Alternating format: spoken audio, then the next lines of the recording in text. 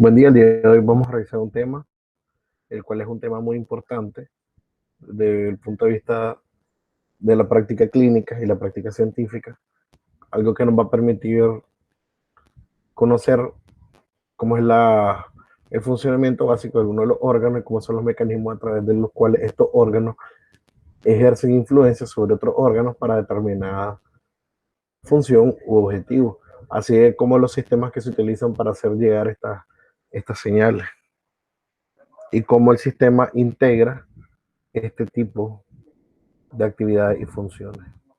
El tema que vamos a revisar hoy es el sistema endocrino. Entonces, dentro de los objetivos que nos planteamos en esta sesión, va a ser conocer las generalidades anatomofisiológicas del sistema endocrino. Entonces, vamos a hacer un breve repaso acerca de algunas particularidades anatómicas de las diversas glándulas que vamos a revisar, así como familiarizarse con el concepto de hormona y sus diferentes tipos. Describir los principales protagonistas de los mecanismos de síntesis, secreción y transporte de hormonas, así como analizar la estructura química y función de las principales hormonas implicadas en el metabolismo. El sistema endocrino, su principal es mantener la homeostasis de todo el cuerpo mediante la coordinación de vías de señalización hormonal que regulan la actividad celular de los órganos terminales de todo el organismo. Este se va a ocupar de la capacidad de los seres humanos de procrear y de la maduración sexual que es necesaria para esta función. Como vemos en esta imagen, estas son varios de los componentes de lo que es el sistema endocrino. Tenemos el hipotálamo, la hipófisis, la glándula pineal, la glándula tiroides, las glándulas paratiroides, el timo, que tiene una función importante en la vida pediátrica,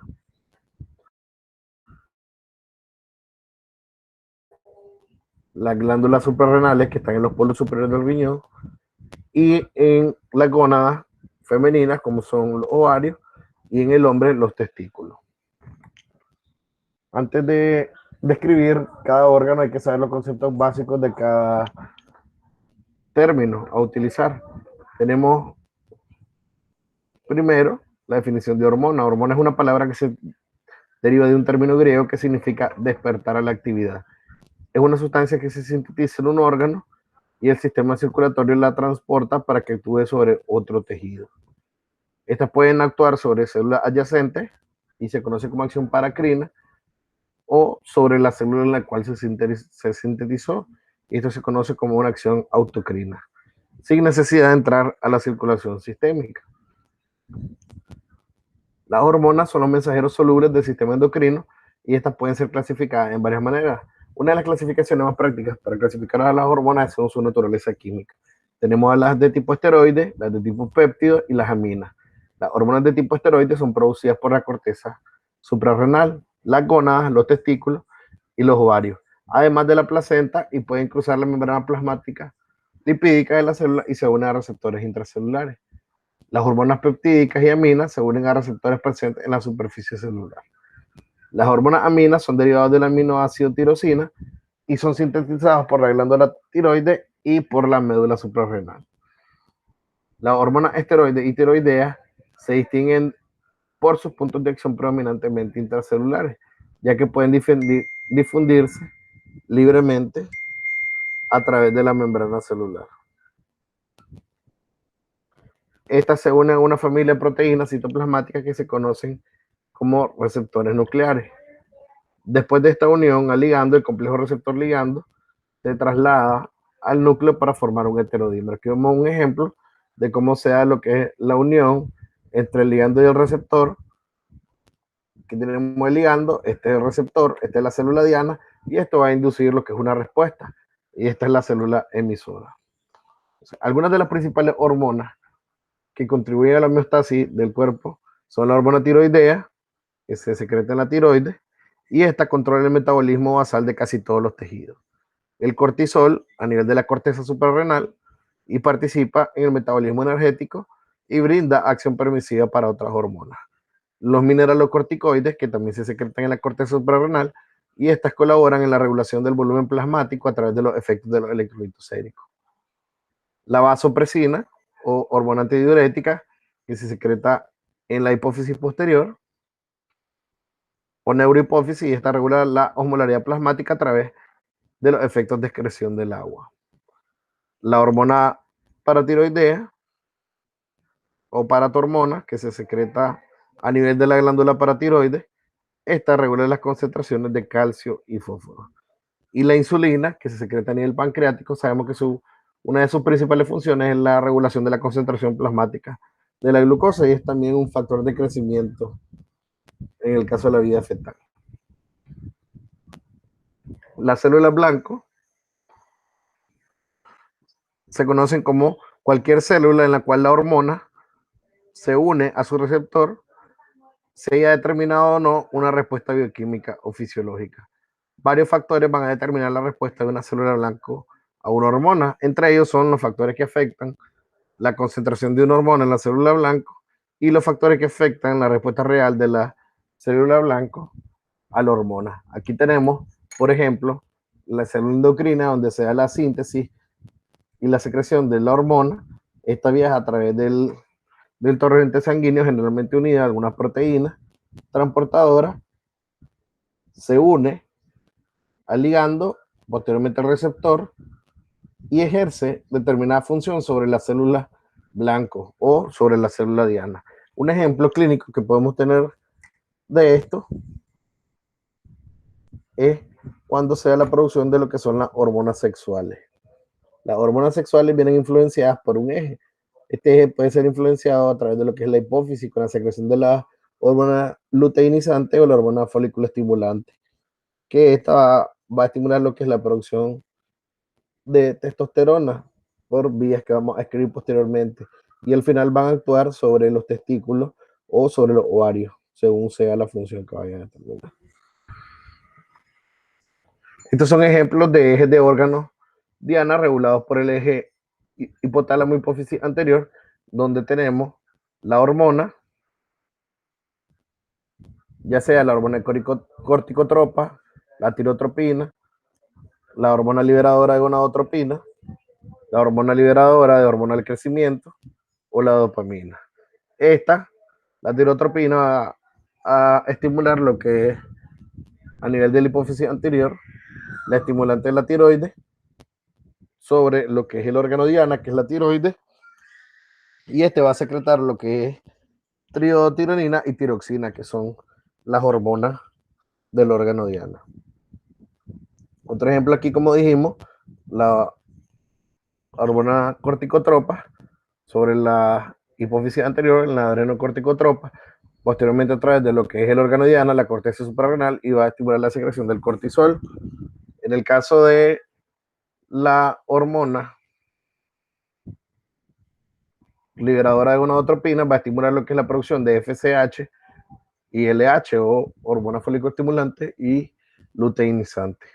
Estas van a actuar sobre la gonada para la secreción posterior de estradiol o testosterona. En el caso de la hormona liberadora, la hormona del crecimiento, vamos a actuar sobre lo que es la producción de la hormona de crecimiento a nivel de la hipófisis anterior, y esta va a estimular a nivel hepático del hígado la secreción del factor similar de crecimiento de la insulina tipo 1.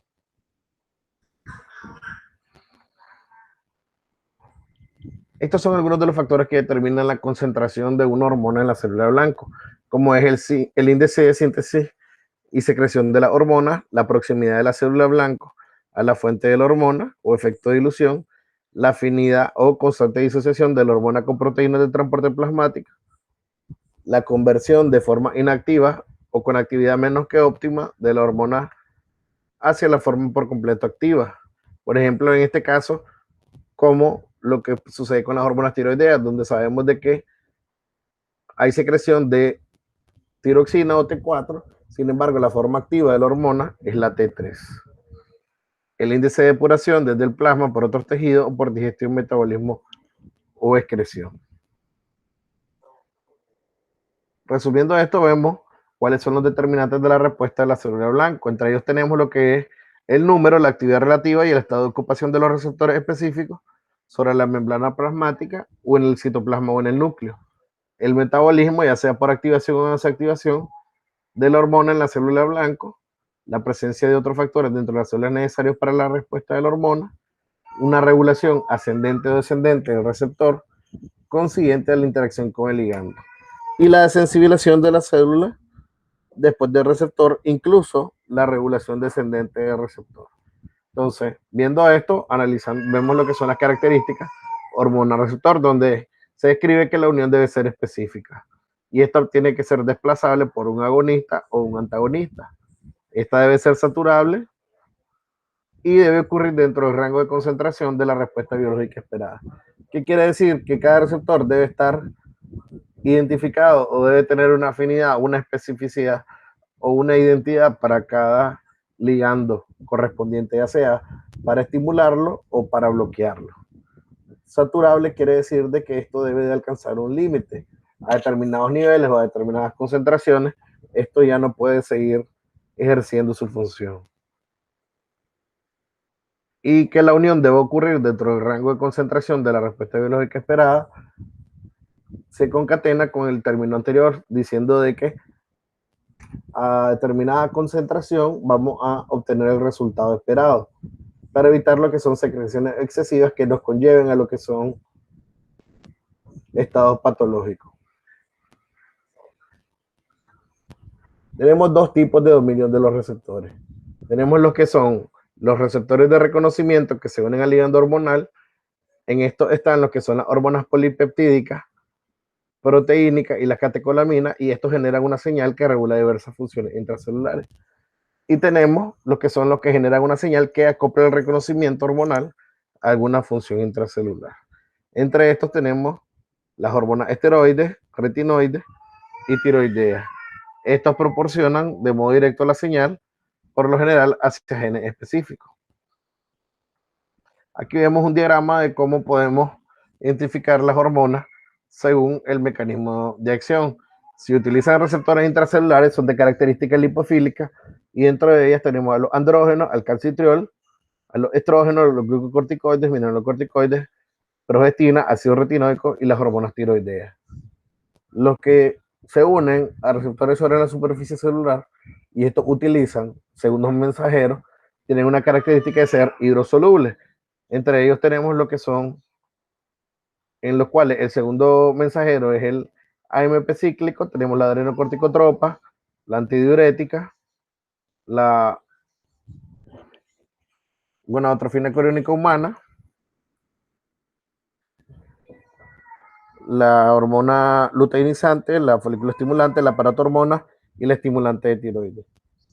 Dentro de los que el segundo mensajero es el GMP cíclico, tenemos el factor natriurético auricular, el óxido nítrico, y dentro de los que el segundo mensajero es calcio o fosfatidilinositol, o ambos tenemos la acetilcolina, la angiotensina 2, la hormona del crecimiento, la oxitocina, el factor de crecimiento derivado de plaquetas y la hormona, dentro de los cuales tenemos también el segundo mensajero, es una cascada de sinasa o fosfatasa. Tenemos el factor de crecimiento hipodérmico, la eritropoyetina, factor de crecimiento fibroblástico, la hormona de crecimiento, la insulina, factor de crecimiento similar a la insulina, tipo 1 y tipo 2, y lo que es la prolactina. Dicho esto, tenemos en esta imagen cómo se da lo que es la secreción de una hormona aplicada a lo que es un receptor a nivel de la superficie celular.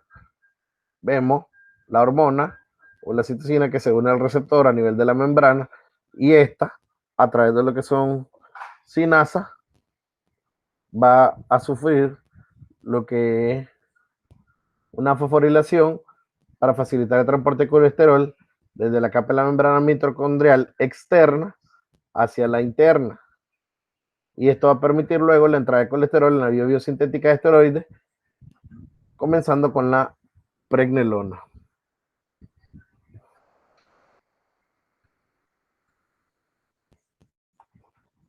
Las características generales de estos receptores tipo 1 y tipo 2, generalmente vemos que el tipo 1, como se dijo antes, es lipofílico, tiene proteínas de transporte, tiene una vida media prolongada y utilizan un receptor intracelular.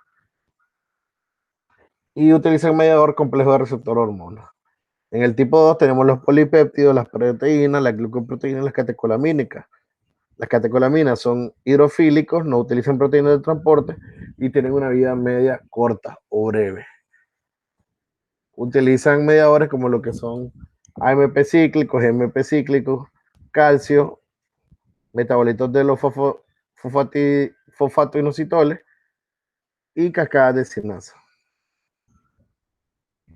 Otra manera de clasificar la hormona es analizando su estructura química.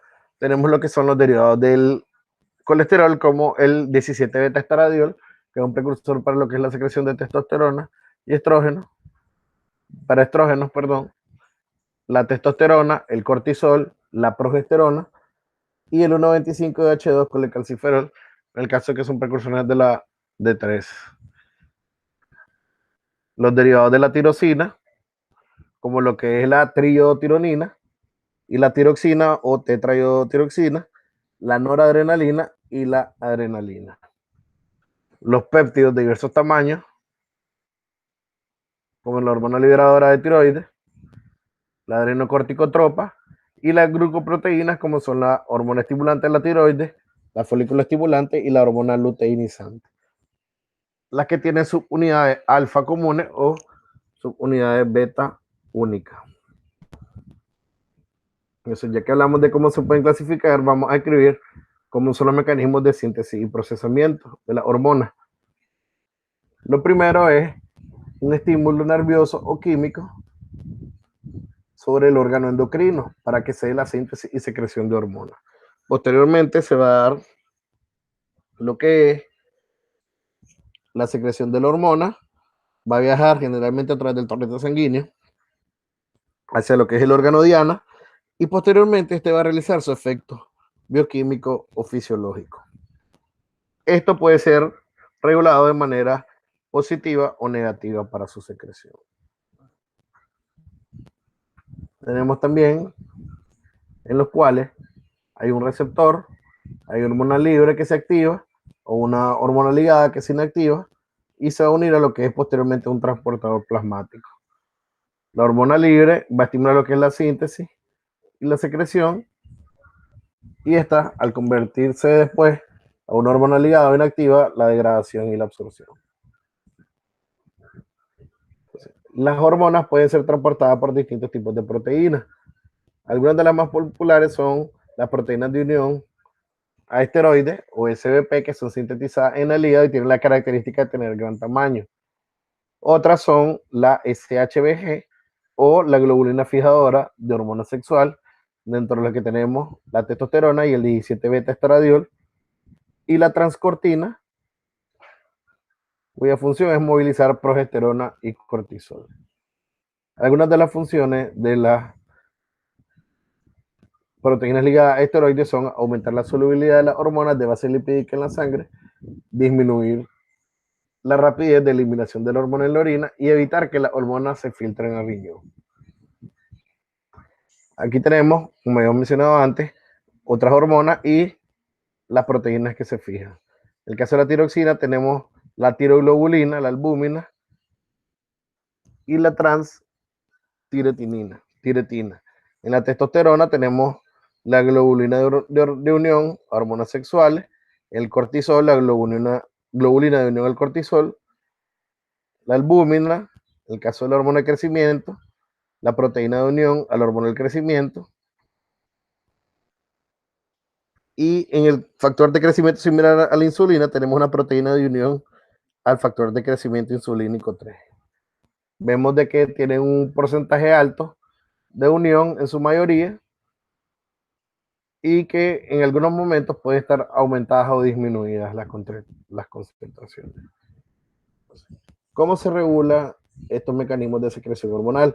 Estos pueden ser regulados por un sistema de feedback positivo o retroalimentación positiva o negativo. La retroalimentación es la respuesta de la célula blanca a la acción hormonal que retroalimenta suficientemente para controlar el órgano endocrino desencadenante. Esta puede ser positiva y regular la liberación adicional de la hormona mediante un circuito de retroalimentación negativa o positiva. En el caso de la retroalimentación positiva, en esta se relaciona con la intensificación o la estimulación continuada del mecanismo de estimulación de liberación original. Tal mecanismo realmente solo se observa cuando es necesario obtener el impulso para un desenlace final, como en el caso del parto. Y en el caso de la retroalimentación negativa, es un mecanismo de control mucho más frecuente y consiste en la inhibición o la amortiguación del mecanismo o estímulo de liberación hormonal inicial.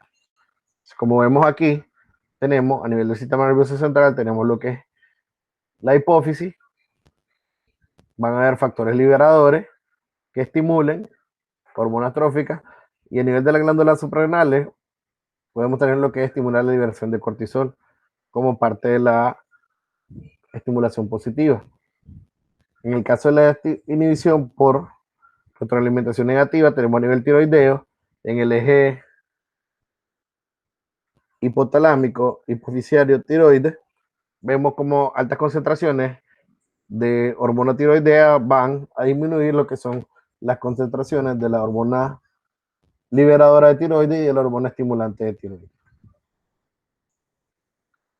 Otro ejemplo es el que se ejerce sobre, a nivel de la glándula suprarrenal, sobre los mineralocorticoides, en los que hay un aumento de la osmolaridad en la sangre. Esto estimula homorreceptores a nivel hipotalámico, aumenta vasopresina, aumenta la permeabilidad del conducto colector y aumenta la reabsorción de agua en la orina, disminuyendo la osmolaridad sanguínea.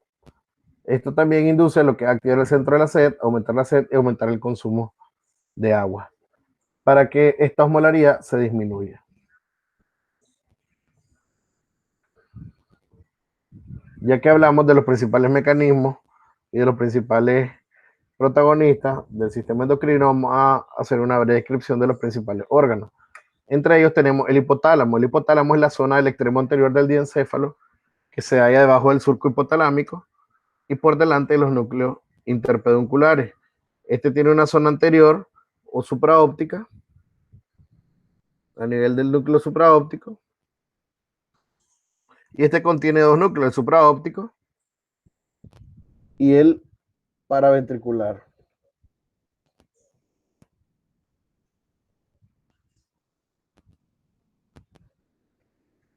Una zona media o tuberal donde tiene el núcleo ventromedial, el dorso medial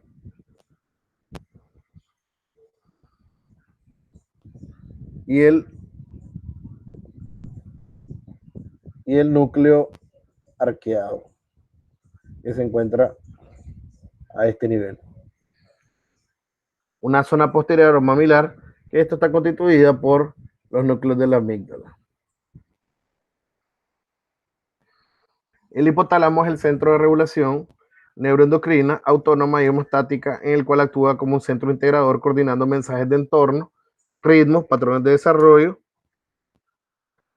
endógeno, emociones y señales corporales para producir de una forma integrada la respuesta autónoma temprana y respuestas endocrinas relativamente tardías. Dentro de las principales hormonas que tenemos a nivel del hipotálamo, tenemos la hormona liberadora de hormona del crecimiento, que se produce a nivel del núcleo infundibular, y esta, su célula blanco va a ser la hipófisis. Tiene un tamaño de unos 44 aminoácidos y estimula la secreción de hormona del crecimiento. La hormona inhibidora de la hormona del crecimiento, a nivel del núcleo supraclasmático, peso de 14 aminoácidos, estimula la hipófisis e inhibe la secreción de la hormona del crecimiento. Tenemos la hormona liberadora de prolactina a nivel hipofisiario, su célula blanco, y estimula la secreción de prolactina. A su vez, hay una hormona inhibidora de prolactina que inhibe la prolactina. A nivel del núcleo paraventricular tenemos la corticotropina, hormona liberadora de corticotropina de 41 aminoácidos, cuya célula blanco es la hipófisis y estimula la secreción de la hormona adrenocorticotropa.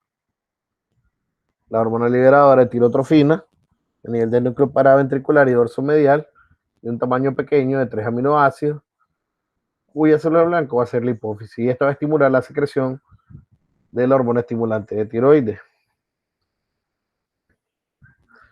Tenemos a nivel del núcleo preóptico y anterior la hormona liberadora de la hormona luteinizante, cuyo órgano diana es la hipófisis y estimula la secreción de hormona luteinizante. Tenemos también la hormona liberadora de gonadotropina de un tamaño de 10 aminoácidos, cuyo célula blanca es la hipófisis y estimula la secreción de lo que es la hormona folículo estimulante y luteinizante para lo que es la producción de los esteroides sexuales.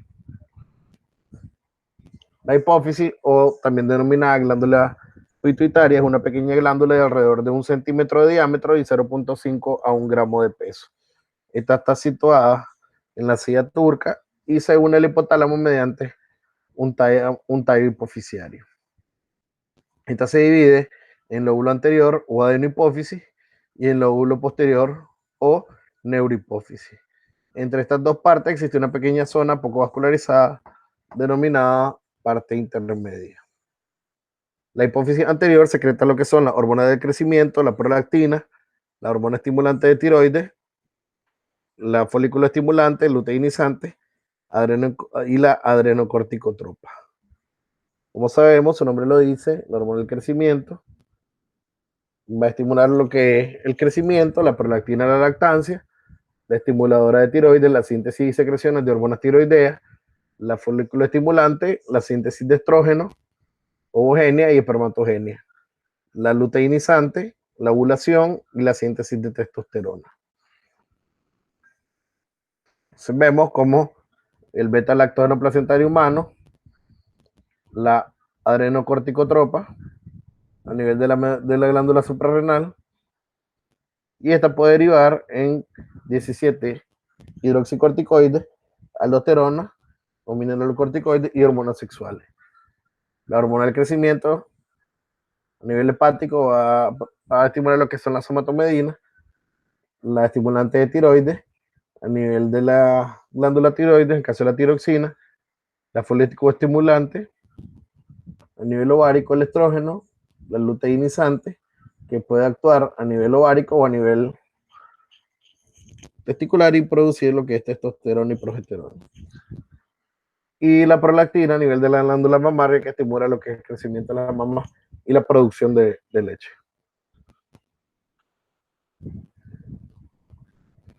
En cuanto a lo que es, según las hormonas que se producen a este nivel de la hipófisis, tenemos que la de mayor producción es la hormona de crecimiento, que esta representa el 50% del total de las células secretoras. Posteriormente están las lactotropas como la prolactina en un 10 o un 30%, las gonadotropas como la FSH y la LH, las lactotropas como la prolactina en un 10 o un 30%, y las corticotropas que representan un 10%. A nivel de la glándula tiroides, tenemos que la glándula tiroides se desarrolla a partir de una vaginación del piso de la faringe, que se conoce posteriormente también como lo que es el conducto tirogloso. Esta es una de las estructuras endocrinas de mayor tamaño en el organismo y desempeña dos funciones primarias. La primera es secretar las hormonas tiroideas que conservan el metabolismo en los tejidos de manera óptima para su función normal. Y la segunda función es secretar calcitonina, que es una hormona que regula las concentraciones circulantes de calcio. Tiene dos lóbulos, como vemos, un lóbulo derecho, un lóbulo izquierdo y un istmo o lóbulo piramidal. Tiene forma de mariposa y está en la parte anterior de la faringe.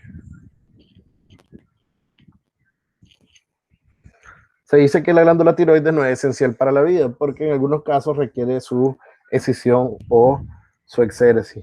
Pero su agenesia o hipofunción durante la vida fetal y neonatal ocasiona retraso mental profundo y enanismo. Se sabe que el hipotiroidismo congénito es la primera causa de retraso mental evitable. En adultos, el hipotiroidismo se acompaña de lentificación de las funciones psíquicas y químicas, mala resistencia al frío. En el extremo opuesto, la secreción tiroidea excesiva ocasiona desgaste corporal, nerviosismo, taquicardia y generación excesiva de calor. La función tiroidea va a ser regulada principalmente por variaciones de la concentración de lo que es la hormona estimulante de tiroides hipoficial en la circulación. Como vemos, aquí vemos el eje. Este funciona como un eje de retroalimentación negativa. Cuando hay concentraciones suficientes o normales de hormonas tiroideas, se inhibe lo que es la hormona liberadora de tirotropina y posteriormente la estimulante de tiroides para que se disminuya la producción.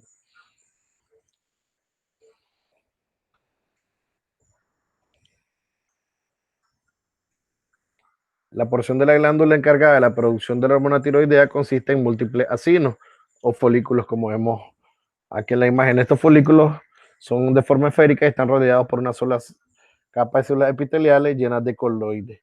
Este coloide es una sustancia que está compuesto de tiroglobulina. Las microvellosidades sobresalen en el interior del coloide desde el vértice de las células tiroideas y en su interior se tienden hacia los conductillos.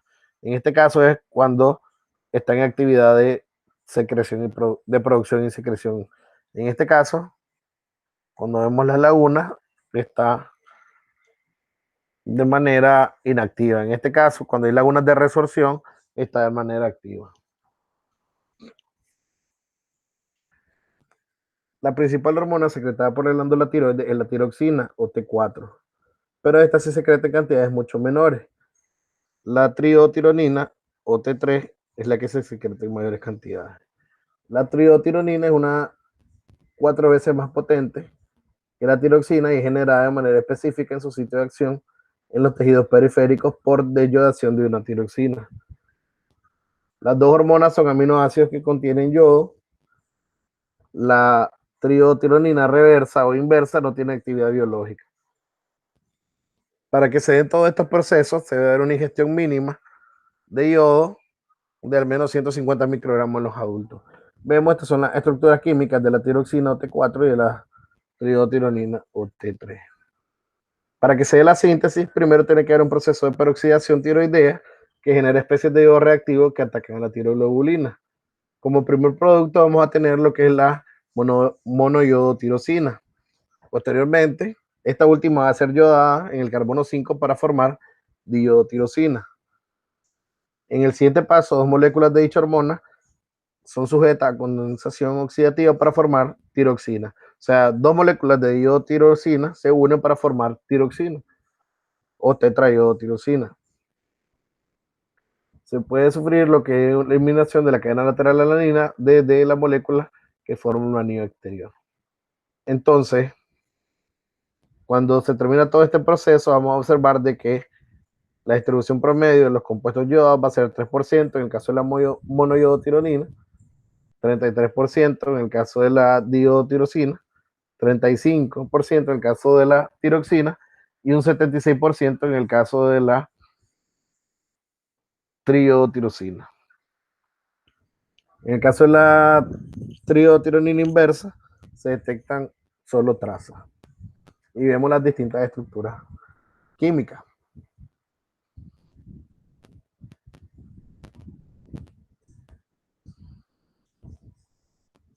Donde vemos la posición que las diferencias de la forma activa o inactiva o de la forma inversa y de la forma activa. Las proteínas plasmáticas transportadoras de hormonas tiroideas son la albúmina y una prealbúmina llamada transtiretina y una globulina conocida como globulina transportadora de tiroxina o tiroglobulina. La albúmina es la que posee la mayor capacidad para transportar tiroxina y la globulina transportadora de tiroxina posee la menor capacidad en este sentido.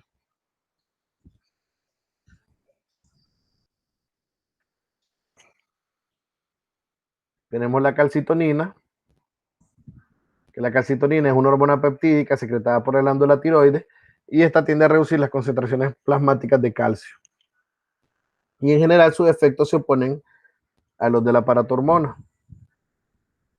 La síntesis y la secreción de calcitonina tiene lugar en las células parafoliculares o células C. Y estas están situadas en el líquido intersticial entre los folículos de la glándula tiroides.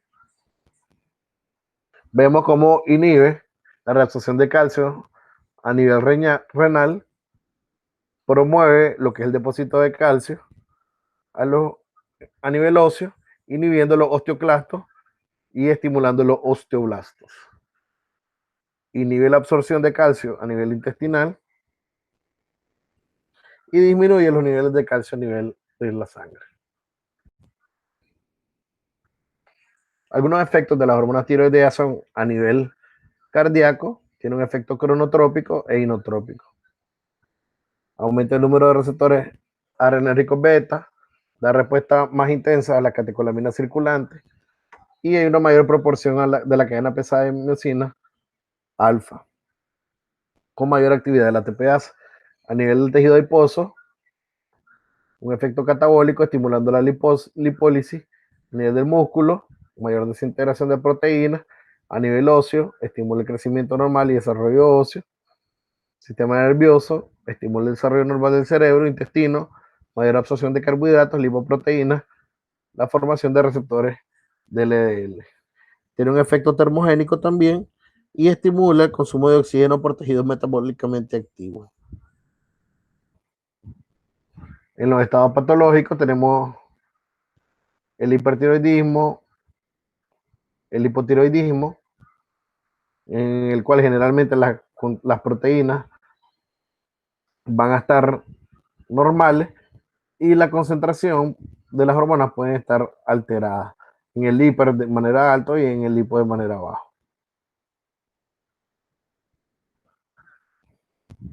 También esto puede ser afectado por algunas drogas como los estrógenos, metadona, heroína, tranquilizantes, glucocorticoides, andrógenos y la asparginasa. Algunas causas de las alteraciones patológicas en el caso del hipertiroidismo son la enfermedad de Graves, el adenoma tóxico solitario, el bocio multinodular. El bocio antes era una enfermedad endémica, pero como se sabe, pues alguna de las estrategias para disminuir esto ha sido la suplementación de yodo en la alimentación, específicamente en la sal.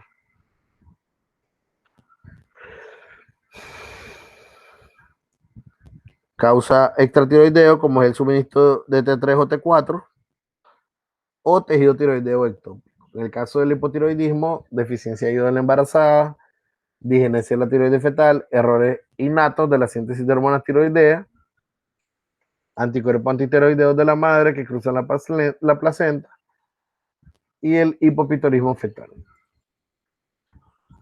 Dentro de la glándula paratiroides tenemos que hay 4 glándulas paratiroides, 2 en los polos superiores y 2 en los polos inferiores.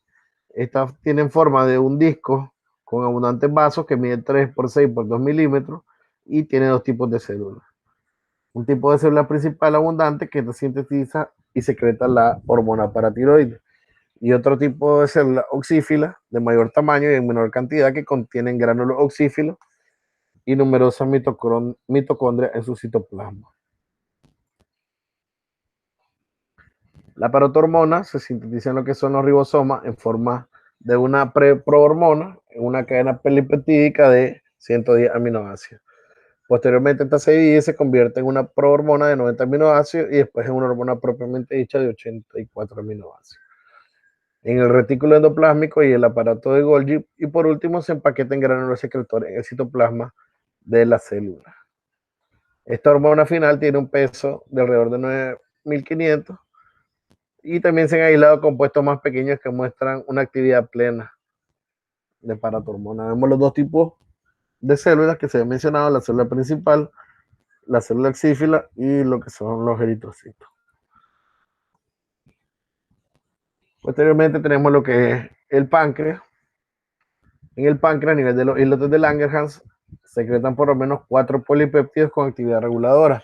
2 de estos son las hormonas insulina y glucagón, que son las que vamos a revisar en esta sesión, y estas poseen funciones importantes en la regulación del metabolismo intermediario de lo que son carbohidratos, proteínas y grasa. El tercer polipéptido es la somatostatina o hormona que estimula el crecimiento, y el cuarto, el polipéptido pancreático, que quizás se encargue de manera principal de la regulación del transporte iónico en el intestino. La célula alfa secretan glucagón, la célula beta insulina, la delta somatostatina y la F, el polipeptido pancreático. Tenemos acá lo que es la estructura de una célula pancreática. Aquí tenemos la célula alfa, una célula beta, lo que son las fenestras, los capilares, las láminas basales. Las células beta van a ser lo que son las más comunes. Y estas comprenden lo que son el 60 al 75% de las que integran los islotes. Por lo general están en el centro de cada una de estas estructuras. Casi siempre están rodeadas por células alfa que comprenden el 20% del total y por las células delta y F que son menos frecuentes. La insulina se sintetiza en la célula beta. Primero, los ribosomas acoplados al retículo endoplasmático traducen el ARN de la insulina y forman una preproinsulina. Esta preproinsulina inicial se desdobla en el retículo endoplasmático para formar proinsulina. Y esta consiste en 3 cadenas de polipéptidos, los cuales son A, B y C. La mayor parte de la proinsulina se sigue escindiendo en el aparato de Golgi para formar insulina por las cadenas A y B, conectadas a uniones disulfuro y la cadena C y péptidos denominados péptidos de conexión o péptidos C. Estas posteriormente son empaquetadas en gránulos secretorios y son secretadas en cantidades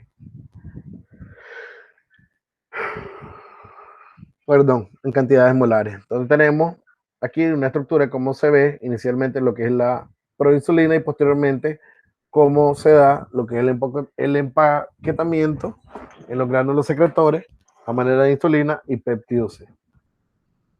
Dentro de las funciones de la insulina tenemos la rápida en segundos, mayor transporte de glucosa, aminoácidos y potasio en las células sensibles de insulina, una intermedia como lo que es la estimulación de la síntesis de proteínas, inhibición de la desintegración de proteínas, activación de enzimas glucolíticas y la glucogenosinteasa.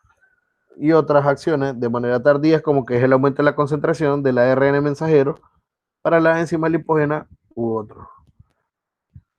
También tiene funciones a nivel de lo que es el tejido adiposo, el músculo, el hígado, y generales como el mayor crecimiento celular, menor cetogénesis, mayor síntesis de proteínas, mayor captación de potasio a nivel muscular, mayor captación de cetonas, a nivel del tejido adiposo, mayor captación de potasio, inhibición de la lipasa sensible a hormonas, incremento de la síntesis de fosfato y glicerol y mayor penetración de la glucosa en la célula.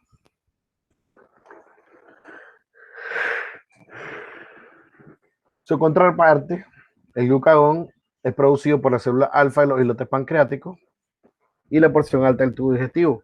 El preproglucagón humano es una proteína que se encuentra en la célula alfa pancreática y en la célula L en la región inferior del tubo digestivo y en el cerebro.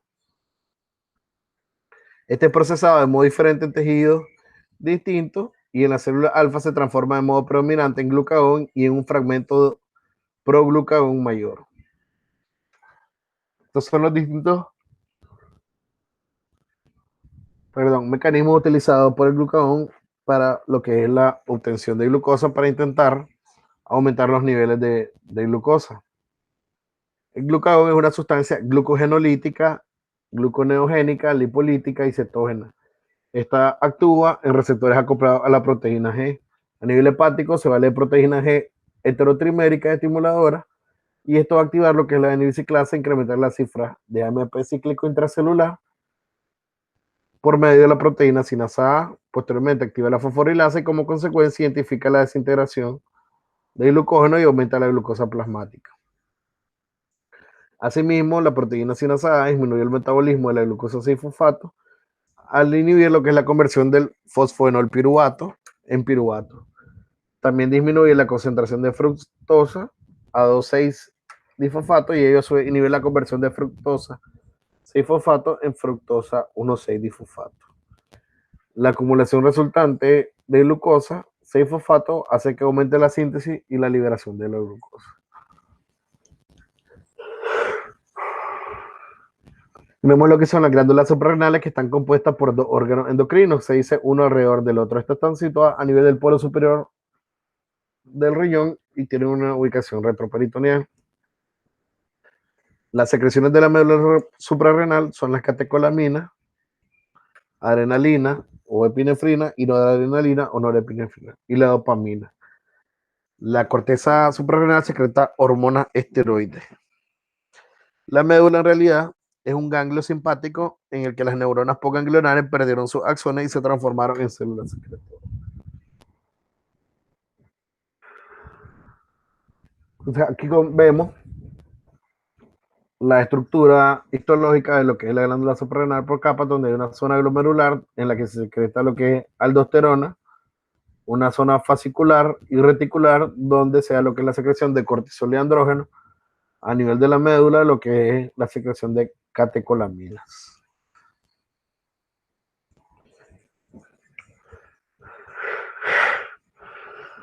Las hormonas de la médula actúan para preparar al cuerpo principalmente para superar situaciones de urgencia que son las llamadas respuestas a la lucha o huida, como el caso de las catecolaminas.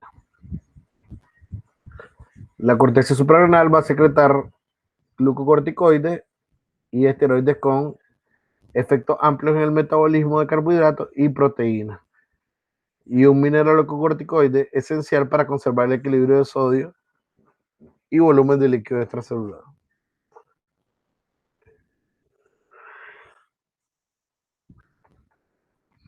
Las principales hormonas de la corteza son el cortisol, la corticosterona, aldosterona, desoxicorticosterona y el sulfato de dehidroepiandrosterona. Algunas de las acciones de los glucocorticoides son aumentar el catabolismo de las proteínas, aumentar la síntesis de glucógeno hepático, aumentan la gluconeogénesis hepática e inhiben la secreción de adrenocorticotropos por mecanismo de retroalimentación negativa. También se sensibiliza lo que son las arteriolas a la acción de la noradrenalina, efecto permisivo sobre la excreción de agua, inhibe la respuesta inflamatoria e inmunitaria, e inhibe también lo que es la formación de huesos. Ahora que describimos las hormonas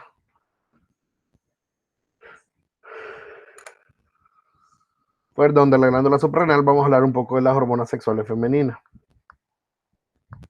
Dentro de las hormonas sexuales femeninas hay tres grupos, lo que son la gonadoliberina o hormona liberadora de gonadotropina, la hormona adenohipoficiaria como la FSH, folicoestimulante, y luteinescente, secretada en respuesta a la gonadoliberina, y la hormona ovárica, que son el estrógeno y la progesterona.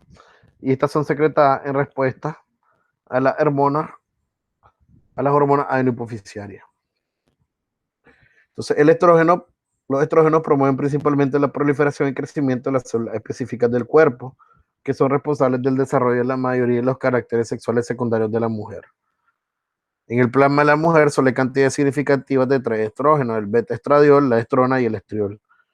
La potencia estrogénica del beta-estradiol es 12 veces de la estrona y 80 veces la del estriol. Vemos cómo esto se da a partir de lo que es el colesterol. Colesterol se va a convertir en pregnenolona, a su vez en 17 alfa hidroxipregnenolona, deshidroepiandrosterona, progesterona, 17 alfa hidroxiprogesterona, androstenediona y esta a testosterona, por acción de las aromatasas a beta-estradiol. O también a estrona y posteriormente a estriol.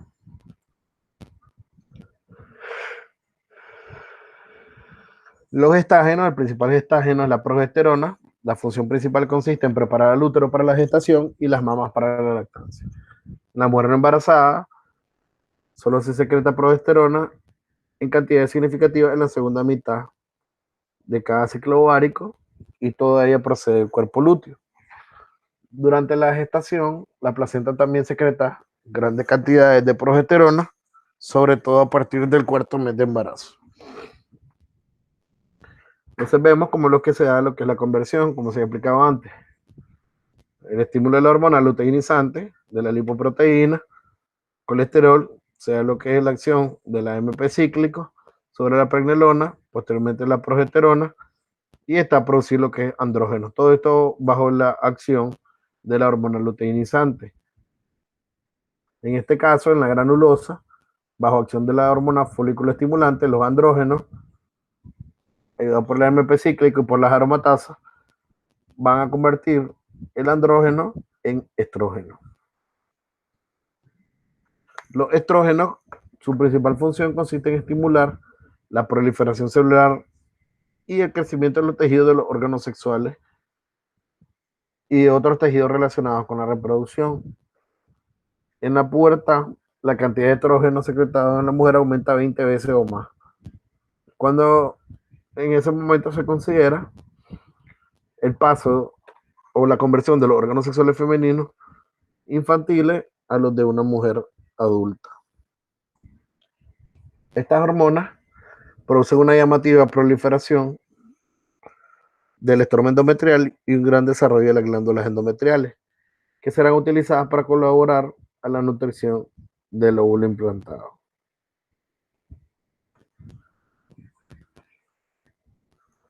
La progesterona prepara el útero para la implantación del óvulo fecundado, reduce la frecuencia e intensidad de las contracciones uterinas, ayudando así a evitar la expulsión del feto del óvulo implantado, y promueve la secreción en el revestimiento mucoso de las trompas de falopio, que va a funcionar pues en el mecanismo de nutrición del óvulo fecundado. Esta estimula asimismo el desarrollo de los lobulillos y los alvéolos mamarios, haciendo que las células alveolares proliferen, aumenten de tamaño, adquieran carácter secretor, y eso es contribuye a incrementar el tamaño de las mamas. Esto lo hacen a través de mecanismos de regulación negativa, como lo que es la hormona liberadora de gonadotropina a nivel hipotalámico, posteriormente a nivel hipoficiario, se estimula lo que es la hormona luteinizante o la folículo estimulante, y esta va a estimular a lo que sea a través de la teca interna, a los andrógenos y o a nivel de la granulosa.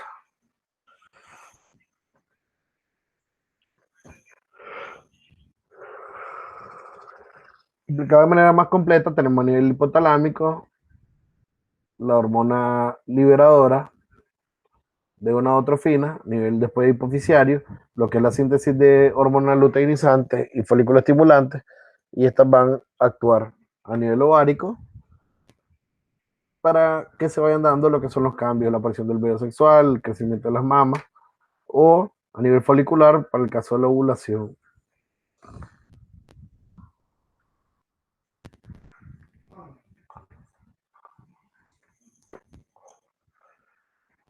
Ese fue en el caso de la función endocrina de los ovarios. En el caso de la función endocrina del sexo masculino, los testículos, tenemos que la testosterona es la principal hormona de los testículos, es un esteroide de 19 carbonos con un grupo OH en la posición número 17. Esta se va a sintetizar a partir de lo que es colesterol en las células de Leydig, y también se forma a partir de la androstenediona secretada por la corteza suprarrenal. En las células de Leydig no hay la hidroxilasa OC21 que hay en la corteza suprarrenal, pero estas poseen 17 alfa-hidroxilasa. Por tanto, la pregnenolona se hidroxila en su posición 17 y luego sufre una segmentación de la cadena lateral para formar dehidropiandosterona. Se genera androstenediona a través de la progesterona y la 17-hidroxiprogesterona. A continuación, estos se van a convertir posteriormente en lo que es testosterona. Además de los efectos durante el desarrollo embrionario, la testosterona y otros andrógenos generan su actividad inhibitoria de la retroalimentación sobre la secreción hipoficiaria de la hormona luteinizante, y estas ayudan al desarrollo y la conservación de las características sexuales secundarias masculinas. También tiene un efecto anabólico sobre las proteínas, una acción promotora de crecimiento y con la hormona folículo estimulante mantienen la espermatogénesis. Por lo que las funciones de la testosterona son, a manera de los complejos testosterona receptor, va a ser regular lo que es la maduración de los conductos de Wolff en la formación de los genitales internos masculinos durante la embriogénesis. Después, a manera del complejo dihidrotestosterona receptor, para la formación de lo que son los genitales externos. Y estos van a regular el crecimiento prostático y quizá el crecimiento peniano en el momento de la puerta, así como lo que es la aparición del vello facial y el acné. En el recuadro a la derecha vemos algunas otras funciones más específicas como el crecimiento del vello, los cambios a nivel de la voz, los cambios mentales, los cambios en la conformación corporal, a nivel de la piel, en los genitales internos y externos. En este cuadro se resumen lo que son las funciones. Hormonal luteinizante, actuar sobre los testículos, esta va a producir lo que es testosterona alfa, 5 alfa reductasa, dihidrotestosterona, y va pues regulación de la gonadotropina, espermatogénesis, diferenciación sexual, diferenciación del conducto de Wolff, virilización externa, anabolismo y aumenta la masa muscular. Aquí vemos un esquema de cómo también estos pueden ser regulados por lo que es feedback negativo, explicado también aquí de otra manera. Gracias.